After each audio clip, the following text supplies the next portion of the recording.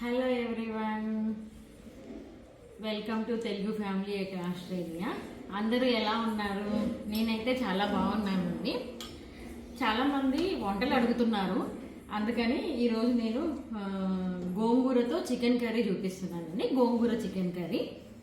మా దగ్గర గోంగూర దొరకడం చాలా కష్టం అండి. చాలా కష్టపడి ఒక దగ్గర దొరికితే తెచ్చుకున్నాను గోంగూర.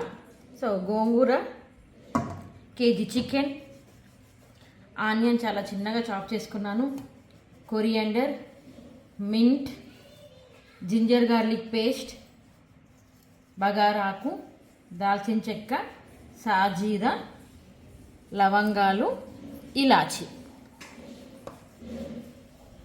ఆయిల్, ఉప్పు, ధనియాల పొడి, కారం, పసుపు, కొబ్బరి పొడి, గరం మసాలా పొడి. ఓకే అండి, ప్రాసెస్ చూపిస్తాను చూడండి. ముందుగా గోంగూరని కొన్ని వాటర్ వేసి ఉడికించుకోవాలి. సో అది ఉడికి చల్లారి గ్రైండ్ చేయాలి. సో అందుకని ఫస్ట్ గోంగూర పెట్టేశాను నేను. ప్యారలల్గా చికెన్ కోసం కడాయి పెట్టాను, ఆయిల్ వేసాను.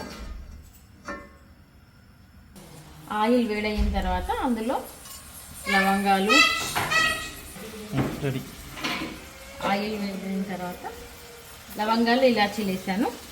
అందులోనే సాజీరా, దాల్చిన చెక్క, బగారాకు, ఇవి మంచిగా ఫ్రై అవ్వాలి. ఇవి ఫ్రై అయ్యాయి. సో అందులో నేను ఆనియన్స్ వేస్తున్నాను.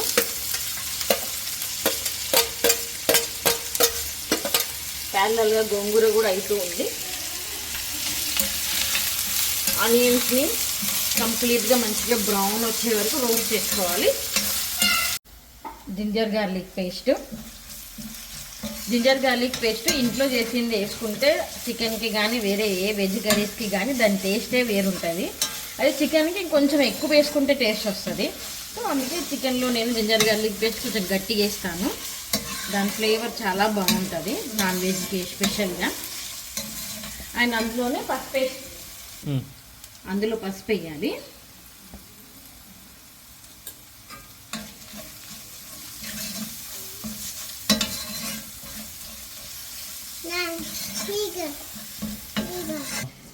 అది ఫ్రై అయిన తర్వాత అందులో చికెన్ వేసుకోవాలి.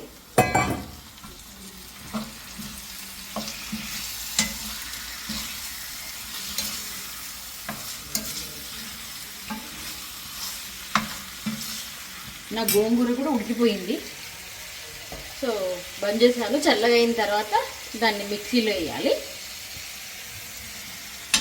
నా చికెన్ కూడా ఇప్పుడే ఫ్రై అవుతుంది. దానికి సరిపడే ఉప్పు సగం, 2 స్పూన్లు వేయాలనుకుంటే అందులో ఒక స్పూను కొంచెం స్టార్టింగ్లోనే వేసుకోవాలి. దానివల్ల ముక్కకు ఉప్పు పడుతుంది. కొన్ని వాటర్ కూడా ఫామ్ అయిపోయి మనం వాటర్ యాడ్ చేయకుండా దాని వాటర్ దానికి సరిపోతాయి. చికెన్ ఫ్రై అయ్యాక అందులో కారం, మీకు సరిపడినంత కారం వేసుకోండి. మేము కొంచెం కారం ఎక్కువనే తింటాము. నేను ఒక 3 స్పూన్స్ కారం వేసాను. అండ్ ఒక 1 స్పూన్ ధనియాల పొడి, 1 స్పూన్ కొబ్బరి పొడి,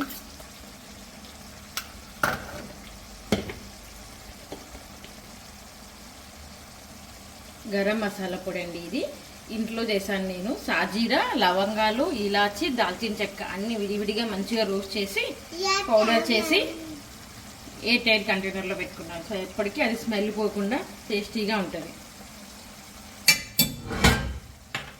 అండ్ ఫస్ట్ కొంచెమే ఉప్పు వేసాను కాబట్టి ఇంకా దానికి సరిపడే ఉప్పు, ఇంకొక స్పూన్ ఉప్పు వేస్తున్నాను. ఇప్పుడు మొత్తం కలిసి మంచిగా కలిసేలా కలబెట్టుకోవాలి.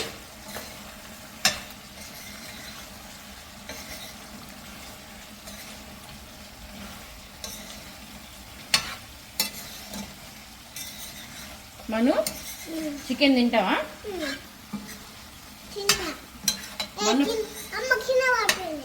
ఇట్స్ ఓకే నాన్న.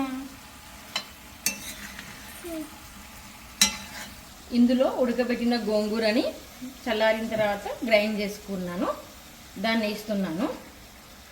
గోంగూర చికెన్ కర్రీలోకి కారం కొంచెం ఎక్కువ పడుతుందండి, ఎందుకంటే గోంగూర పులుపు ఉంటుంది కాబట్టి. ఉప్పు కారం కొంచెం నార్మల్ కర్రీ కన్నా ఎక్కువ పడతాయి. దీన్ని స్లో ఫ్లేమ్ మీద చాలాసేపు కుక్ చేయండి, అప్పుడే ఆ పులుపు అనేది మంచిగా ముక్కకు పట్టుకొని ఉప్పు కారం అన్నీ బాగుంటుంది.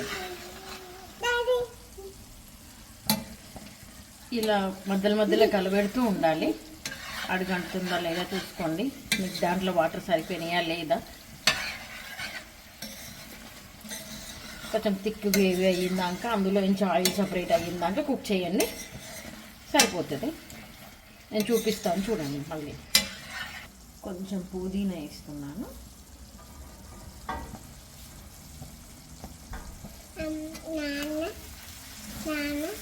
చెప్పు చెప్పు.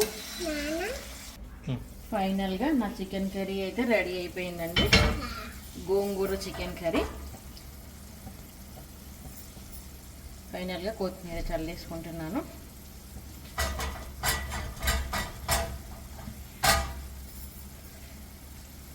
స్టవ్ ఆఫ్ చేశాను.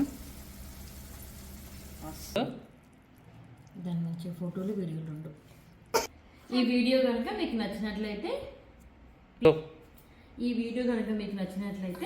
Please like, share and subscribe to my YouTube channel Telugu family at Australia. Thank you.